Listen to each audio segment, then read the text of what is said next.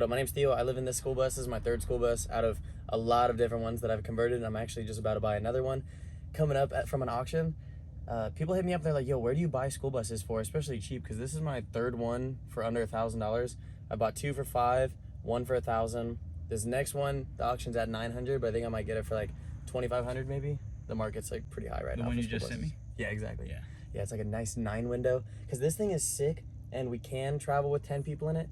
But man, having an additional 3 windows, and what I'm visioning is just like, you know those like Japanese pods? It's like pods? sleep at 4 more people at least. Exactly. Yeah. You know those Japanese pods where like it's like a 4 foot by 4 foot box, Mhm. and then you just literally, everybody has their own like 9 foot long or 8 foot long 4 foot by 4 foot box. You put 9 of those out in just the whole back of the bus. Yeah. And then everybody has their own like mellow space to have like a quiet space and go to sleep. And then everybody out here can still make noise and be like kind of loud. And then maybe we even have like another wall. Yeah. Yeah, because if we had a wall to like cancel the sound too, that'd be huge. Yeah, they make those soundproofing stuff. Yeah. You know? That's huge. Because we would probably want to get some soundproofing stuff in here for the podcast anyway. Yeah. That would be sick. Damn, dude. But yeah. And then, what about you? I'm Charlie. I live in this dope van. We can throw some pictures up of it, but I started traveling like 4 years ago, and I didn't start in the van that I had. I started in this Honda Accord, and to get the van I have now, I actually hitchhiked all the way from Philly to Humboldt, California, worked on a bunch of pot farms, and bought it from a pot farmer. And ever since then, I've just been saving up money and then hitting the road, and stop saving up money and hitting the road, saving up money, hitting the roads, just keep going. Yeah, there's so many people that think that they need to just make like $10,000 so they have enough money to travel for, in their mind, maybe like 2 months. Yeah. But in reality, dude, I watched a video of a guy who, he went from the southernmost point of South America all the way to Alaska over the course of 5 years, and he spent like $1,500. Dude, I have a friend that did that. He started at the bottom of Peru and he went up to Canada. So I guess he didn't go all the way to Alaska, but he started from Peru on a little bicycle. That's crazy. You know, the guy I have my Jackery from, that's the guy I bought my Jackery from. Dang, dude. Yeah. I have a homie who's biking like 700 miles in South America right now. And Yeah. he just has like a backpack, his bike, maybe a hammock and a tent. Yeah. And he's just making it work, dude. Dude, and depending on how minimal you want to live, like I know a bunch, like living on the hippie farm, like I know a bunch of people that they wake up and they hustle and they find money for beer and cigarettes, and then they go in the woods and they hang out with their friends all night, and they get super drunk and they have a cool time, and then they wake up the next day and they hustle for their beer and cigarettes, and then they just do that. You know what I mean? And not everybody wants to live that lifestyle, but like but it's an option. It's just like, I mean, you can take that same process and just expand it, spend your money on better things, you know, instead of working for just beer and cigarette money, actually, like, you know, find a job that pays like at least $100 a day or something. But you just take that mindset and put it into what you want to do. It's Absolutely. like, I know people that go cross country 3 times a year with nothing in their pocket. Wow. Dude, that mindset makes way more sense to me than working 40 hours a week to basically make just enough money to pay for all your furniture bills, all your car, your phone, your apartment, and your gas, and going out to eat all the time and having all these expenses.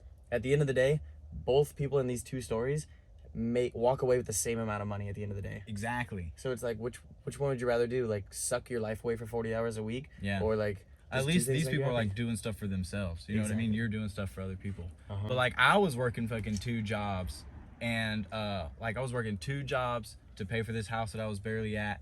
And the kicker was I had to drive like an hour and a half at 6 a.m. to my first job. And then like I'd get off at 3 and I'd drive an hour and a half back, and then I'd change clothes, and then I'd go into my second job at 5 and I'd work there till midnight, and then I'd go to sleep and I'd wake up at 6. I was spending more time in my car than in the house that I was paying for.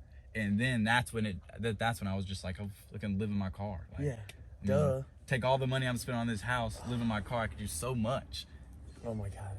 All that extra free time, and it's like, you don't need a shower. You don't need all these things. Like, what did our ancestors do? Dude, especially most people, when starting off, you're in your hometown. Like, you're telling me you don't have a buddy you can shower at. You know, gyms, like $15 a month, shower at a gym. Like, finding a place to use the bathroom and take a shower is like the least of my worries. Oh yeah, absolutely. Recently, everybody's been asking me that, and my new answer is like, they're like, how do you poop? I'm like, you don't have a toilet in your bus. Like, why don't you have a toilet in the bus? First off, why would I want to poop in a box and then drive around with it all day long? Yeah. That sounds disgusting and horrible. Yeah, I know some people have the nice $1,000 ones and it's whatever, but me personally, I don't like to like carry around my shit with me. I like to just put it somewhere and leave it for as long as possible. Exactly.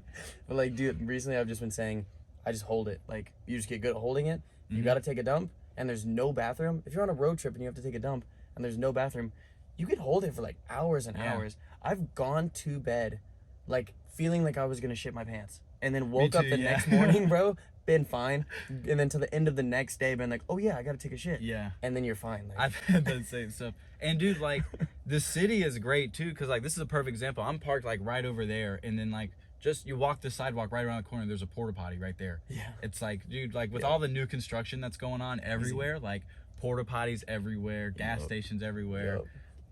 Yeah, like just the least of my worries. And they have the camping shower bags and stuff. Oh yeah. I got 2 of those right now, actually. Dude, camping gear is gonna be people's best friends, bro. Yeah, like, absolutely. Because really, you're camping, like you're car camping, and you're making it work. Like the bigger van that you can get, the bigger size van that you can get, the better. But just know the bigger the vehicle is, the more gas you're gonna spend. Yeah. Which is not true in our situation because I have a van. My bus is probably 2 or 2.5 times bigger than yours. And you get double the gas mileage. Yeah. Yeah, that's one thing. Like, I didn't like go online and was like, this is the van I want and like blah blah blah. I was like hitchhiking homeless in the mountains of California. And I was working for this dude, and I was like, see you later, like I'm about to hitchhike to LA. Yeah. And then he kind of just gave me this van. Wow. And so like, but it's kind of been a new, like, I mean, I really got to work to keep it, you know, because 7 miles to the gallon's a lot. Oh, you know, man, 150 miles to the tank. That sucks, dude. Yeah. What are you gonna do with this van? Like, there's no way it's like a feasible cross-country road tripping van. Yeah, it's definitely not feasible to keep it going cross-country. I did have an idea to keep it in my hometown, and just so it's easy to like fly back home for the holidays and like driving around, because like, you know, my family's spread all around the Carolinas, so, you know, and that's like a whole 2 states. And so visit all of them, you really need a car. And unless I want to go for 2 weeks and I have to like stay with one of them, but like staying with family isn't really the best.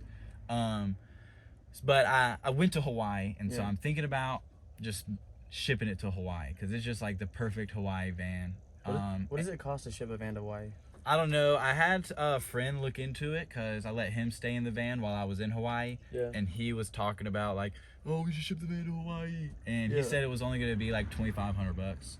But I'm expected to pay like at least, you know, $3,000. You know, $3,000 in 3 weeks to ship it to Hawaii. You know. Man, I bet you could mitigate that cost a lot by saving you and 4 people plane tickets by just loading up in the van. Yeah. And then just being in the cargo ship. You just have your Jackery with your lights. Yeah. You have all the food you need. I thought about that, yeah. That would be huge. Yeah. I wonder what the protocol is on them, like, searching or anything. Yeah. Dude, when I was living on the hippie farm and, like, I had like, the Honda Accord and, like, that thing barely ran and stuff, I was like living with a bunch of train hopping hitchhiker people. Yeah. I was actually researching on like trying to sneak onto a trash barge and like, cause you know like they haul trash from Hawaii and stuff. So I was thinking like hopping on one that's going back there. Whoa. But you know, I just ended up buying a ticket. Yeah. It was a lot easier. I wonder how long that mission would be, and you would just smell like trash so badly. Yeah. Oh, I was like, it would be fun, but I was like, it's only $200 for a ticket. So. Yeah. And it's not gonna take 3 weeks. Yeah. So, but it would be a crazy. If I had like the chance, and if like I wouldn't get caught or anything illegal, I probably would. Yeah. Just to say it could. We definitely gotta jump on a train at one point and just like ride a train to a few states. Yeah. That'd be sick. That'd be awesome. Like the West is to do it. Like Colorado, Nevada, and California. Yeah. Like that's the way to go. Yeah. Because I've seen videos of people doing it, and like apparently now it's way harder than it ever has been. But I watched this video of a guy who they did it for like 2 months, and at the end they got caught because there was like this really beautiful scenic view, and him and his 3 buddies got out on top of the train, and they were just like watching the view, and then they took a photo of him, like they had the camera set up. Oh yeah. Yeah, so they got him on camera, and then they sent him to court or whatever, and he basically had to like. Because they had already facial recognition them or something. I don't know. I think they like. Or they get caught in person. I think they stopped the train and then went and grabbed them. Oh wow. Yeah. But they like had to go to court for it. I think one guy took the fall for everybody, and then he got probation or something. Which I'm never doing again. So. Yeah. Damn. I'm never doing again. So. Yeah. Damn. I didn't know that they have. Well, I guess it's pretty easy to stay hidden unless you get on top of the train. Yeah, yeah. Because, like, I've been on trains before, never rode them, like, cross states, but I've definitely hopped on and off trains before, rode them for, like, 10, 15 minutes, and then, like, jumped off because I didn't want to walk all the way back. You know what I mean? It's a long walk. We should practice jumping the train bridge down here in this undisclosed city. But yeah, I would love to, because there's this train that's literally goes straight into the city, and if we jump on it early enough, then there's definitely a deep spot for long enough to jump off of it, and it would be like a 65-foot jump. And there's two trains I've noticed. One goes really fast, and then one goes a lot slower. The rule is trains have 4 lug nuts on their wheels. Okay. And the rule is if it's spinning and you can count all 4, then it's safe to jump on. But if it's spinning too fast where you can't count them, then it, like, you probably don't want to jump on it. Yeah. But I like to take the risk. Yeah. You know, I just kind of judge it by speed. But that's like the rule. Damn, bro. There's a whole rule for it. That's genius. Where'd you learn that? Train hoppers, like on the farm. Tell me about some train hoppers, bro. Dude, there's this one guy named Tree who I told you reminds me a lot of our friend Landon. And he's like the toughest dude that I know. Like, not like tough macho, but like doesn't complain, like just, you know, takes what he gets him. And he's been like, I met him, and when he had this dog, Satori was his name, or was her name, and then I would always, like, I'd meet him in Tennessee or whatever, and he'd have this Satori, and he's just like a traveling hobo magician. And he makes money like juggling. He does stand up like on the side of the road, like he does sleight of hand, like he just travels places with his dogs, and he makes money busking is what it's called on the side of the road. And like I see him in Tennessee, and he's got Satori, and then I'll see him at like a rainbow gathering in Colorado, and the Satori had puppies and shit. Wow. And now he's traveling around with this dog called Batman, but we all call him Master Wayne. And Master Wayne, that's awesome. Yeah, dude, but he just he just sleeps outside, like boots as a pillow, wool blanket with his dog, like no tent, like he's just by a campfire. And I mean, he said that's how he feels alive, man. That's what he does. And I respect it, bro. Yeah, that's amazing. Crazy. Dang, dude. Yeah, people really do just rough it, and there's so many different like comfort levels. Yeah. Like some people need to have like a brand new Airbnb, and if the Airbnb doesn't have hot water, then they're like, oh my god, this is like, then they'll cancel that one, cut the loss on the money, and then go get another Airbnb. Yeah, exactly, and it's just like, you don't need it. People just complain. Like, people have been so coddled with everything being done for them. You know what I mean? And so. Man, I was gonna say you were talking about how you bumped into Tree at all these different places. That is the crazy thing about once you travel for long enough, you bump into other travelers in different random spots. And you're like, whoa, what? Like, I'll be cliff jumping with someone in Colorado, and then like 3 months later, I'll just bump into an entire group in Lake Tahoe, and they'll just be like, what are you doing on this specific beach side on Lake Tahoe? And I'm like, same as you? What the fuck? Like, like a lot of people from Hawaii go to Lake Tahoe in the winter, so like if you catch them at the right times and stuff, it's crazy. Like Sean. Like I just met Sean there, and like Deems is going back to Hawaii, and it just seems like that's the thing out there. Yeah. Dude, that dude Deems, bro, that reminds me. He when he was in Tahoe, he was inside of his house, and he has this Honda Element, and I was sleeping in his Honda Element when I was in Tahoe. Was it all beat up on the inside? Yeah. Dude, he said a bear. Half of it is like. He said a bear like snuck into the car and then bumped the lock somehow, got trapped inside of his Honda Element, couldn't get out, so his bear just starts ripping the entire thing to pieces. So then he's inside of his house watching this whole thing happen. He has to go outside, open the door and unlock it, run back inside before the bear gets out. Dude, I've only seen that on video. Like, if this one dude in the truck. Deems has the worst luck with cars, bro. Like, a bear breaks into his car in Tahoe, and then a homeless person sets his front seat on fire in Hawaii. Oh my god, that's right. Dude, and then whenever we were traveling, like 4 years ago, from Oregon to Austin, his starter goes out, and so he like basically he's like about to go drop like $1,100 to put a new starter, and I'm like, bro, just buy the part for $120. I'll put it in, bro. It's like 4 bolts. And then so did that, and then on the way back, I think his girl was driving, and she just blasts a deer and just completely fucks the whole car up. That's crazy, bro.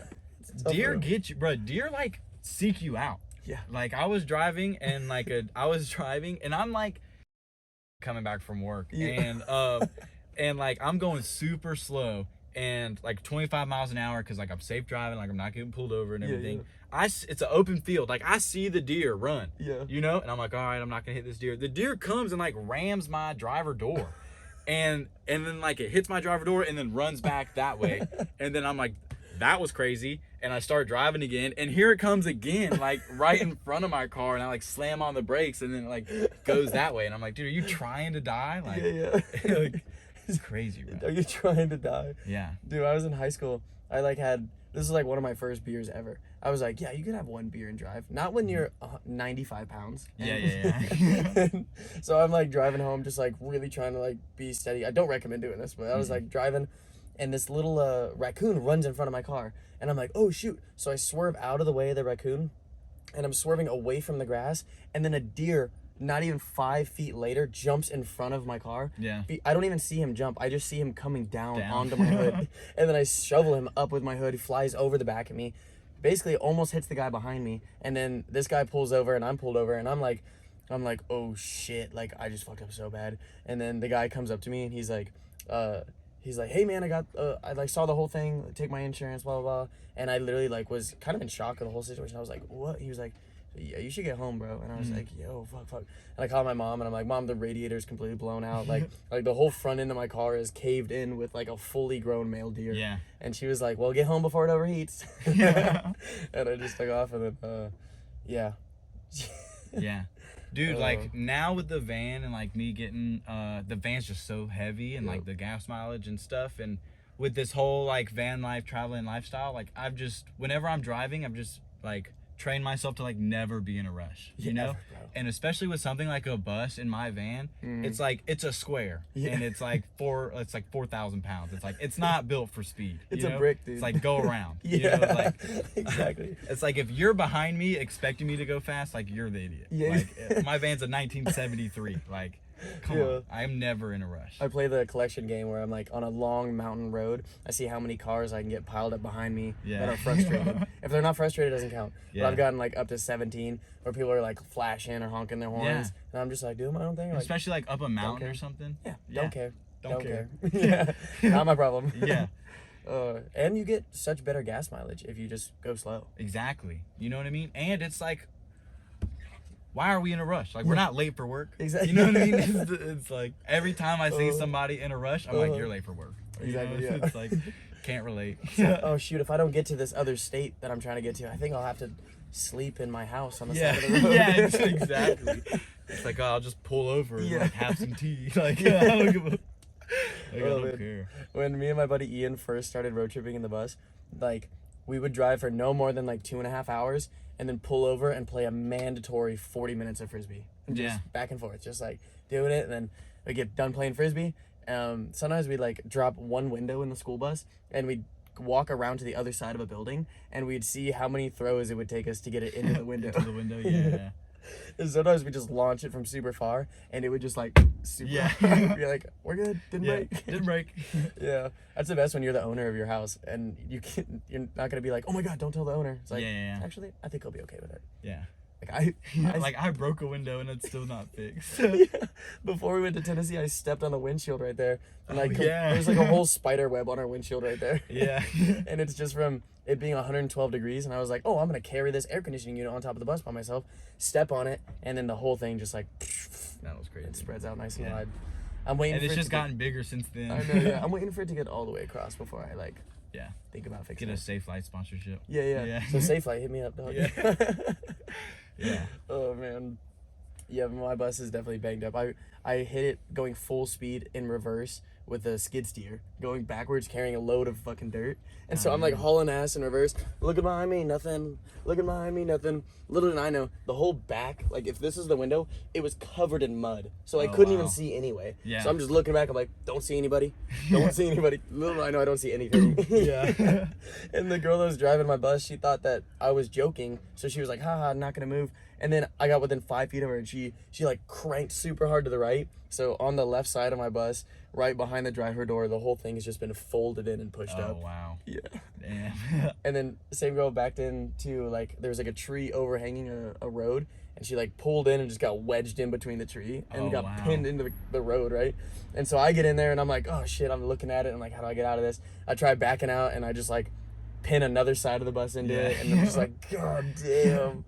But at the end of the day, It's just a bus. Yeah. Yeah. Dude, when I was in my Honda Accord, I was driving to that work at like the one I had to drive like an hour and a half to at 6 o'clock in the morning. Yeah. And it was on a military base. And I'm like driving and I'm like super tired because like I work fucking 2 jobs and it's a bunch of bullshit. And anyway, so I'm driving and I kind of like doze off behind the wheel. Yeah. And I'm like in the grass and stuff. And I wake up and like I'm coming back to the road. And as I come back to a road, I hit a sign. Yeah. And the sign like smacks my windshield and fucking like shattered it all. Like can't see anything. I can't even put a new windshield on because like the metal right here is bent. And so like I had to do like a whole bunch of shit like that. But I'm like I drive an hour and a half to work and I'm like 20 minutes away from work. Yeah. You know what I mean? So it's like I'm not gonna drive all the way back in my car like this. So I drive to work and I have a sunroof. And so like I roll up to the military base like guard thing with like my head out the window, like my head out the sunroof, and I'm like driving the car and they're like, "What the fuck happened to you?" And I was like, "Dude, I got in a wreck on my way here, but I drive like an hour and a half, so like I'm not coming back. Yeah. You know, I'm not going, like I just came to work." And they were like, "Bro, like respect, bro." But why would they let you work on a military base, dude? It's so out of character. Yeah. My grandfather is blind, and so he's in the Carolinas. He's part of the Federation of the Blind, and he's been there for he's been in there for a while. Yeah. And the Federation of the Blind has priority over the food contracts on the military bases in the Carolinas. Oh, cool. North Carolina Food Service is what they call it. Word.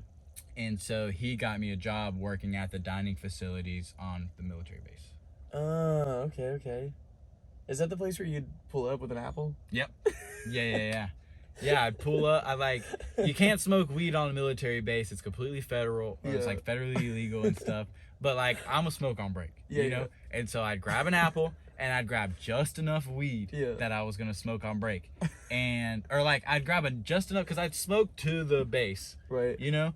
And then, so I'd smoke to the base and then I'd have the weed like on me to where if they're like, "All right, pull over, we're searching your car," I could just like eat it or like throw it in a bush. You know what I mean? It was like, you know, it's like in my pocket, you know? And so I could easily get rid of it. Like, cause you know, they're not going to be like, "Get out of the car right now. We're searching you right now." They're going to be like, "Pull over here," you know, and blah, blah, blah. So like I had it ready. Yeah. And anyway, so I'd get through the base and where I got caught at was like a super secure military base. Like I can't go anywhere else on the property but the dining facility. That's what my ID is for. Yeah. And, one of the cooks that was working at this dining facility cut her finger with a knife, like chopping some stuff. Yeah. They blindfolded her, took her in an elevator down however many floors to a hospital floor, like patched her finger up, blindfolded her again, and brought her back up to the kitchen. Shut the fuck up. And it's like, yeah, like we couldn't leave anything. Like wow. The people who like I don't know if SEAL Team 6 or whatever, but like the people who like assassinated bin Laden and like when they're on Fort Bragg, like this is where they're training, like this is where they're getting their food. Like Donald Trump came to Fort Bragg and like he ate at this. I wasn't there when it was working, but he would eat at this dining facility if he was staying at Fort Bragg. Wow. And yeah, so like I go on break and I'm sitting in my Honda Accord and I got my apple and I'm smoking my weed and I like finish and I like throw the apple in the bush over there. And I'm just sitting there on my phone waiting for the end of break. And then, like, my boss comes and, like, knocks on my window. And they're like, "Oh, I don't even think I told you this. There's the development of this story happened, like, last week." Yeah. And so they knocked on my window. And they were like, "Yeah, somebody said that you were smoking weed out here." And I was like, "No, like, I don't got no weed." You know? And, like, I've already, like, sprayed the air freshener and shit. And I was like, you know, like, I ain't got no weed. She, like, put her head in my car. And she was like, I don't see any weed. It doesn't smell like weed. And they're like, "All right, well, can you come inside?" And so I went inside and they wouldn't let me back to my car. And then toward the end of the day, a federal agent came and walked me to my car and did like a full sweep of my car. And he took anything, like any piece of container or like anything that looked like you would put weed in it. Yeah. He like took for evidence or whatever. He was like, "It smells like there was weed in here," or whatever. And then he so he didn't find any weed at all. But like the very last second, he's like in my driver floorboard or whatever, picking up like dusts of weed through my floorboard, and like not even like a gram, like not even a 0.5, like dust in his hand. And he's like, oh, I gotta take you in, you know. And so he fucking like takes me back to, like, they didn't put me in jail or anything, but like they take me to his office and they do like the whole fingerprints and they put me in the system and like they do all this crap, and then they're like, after like 2 hours of doing all that, they're like, all right, you're gonna get a call about a court date and stuff like that. And then I just get in my car and I leave, and I never get a call about a court date or anything. Did you go back to work? No, like I went back to work, but not at that dining facility. They took my security clearance away. Dang. So I went back to work at like a different one. But then when I was in Tahoe, my dad called me and he was like, why do I have a letter from the FBI for like, what, for you? And like it's the FBI sending me a letter like stating back to that incident. Wow. And they're like, it was like you shouldn't have been brought in, and like we shouldn't have took your fingerprints, and it was an error on our part, and that all my information has been deleted from their database. Oh, nice. Let's go. So you're out of it. Yeah. So, oh man. Yeah. I mean, I never got in trouble, but now like all my info is from like deleted from the database. Well, I kind of don't have, and I'm kind of legally dead too. Yeah, exactly. This might be hard. Yeah. Oh god, what a stretch. Yeah. Dude, when I was in high school, two instances happened with that same like dust idea. Yeah. Before I'd ever smoked any weed, like I'm like cross country track guy, runner boy, never smoked weed a day in my life. Yeah. And I'm like, I just bought this new car, not a new car, new to me. It's a Honda Civic. Yeah. I got my new car, and I'm in class. The principal, my AP, and 2 cops, like, open the door. They're like, Theo, please step out in the hall. And we're like, all right, yeah, whatever. And then I go out there, and they're like, we had the drug dog do a run in the parking lot, and they hit on your car. And I was like, all right, whatever. Like, I don't smoke weed. Yeah. And they was like, you guys know I don't smoke weed. Yeah, like, it's fine. I'm a track star. Exactly. I'm a track star. And so they take me out to the car. They're like, go ahead, unlock it. And I was like, oh no, please, I insist. And I was like being so cocky. I was like opening all the doors. I was opening the glove compartment. I was like, here you go, yeah.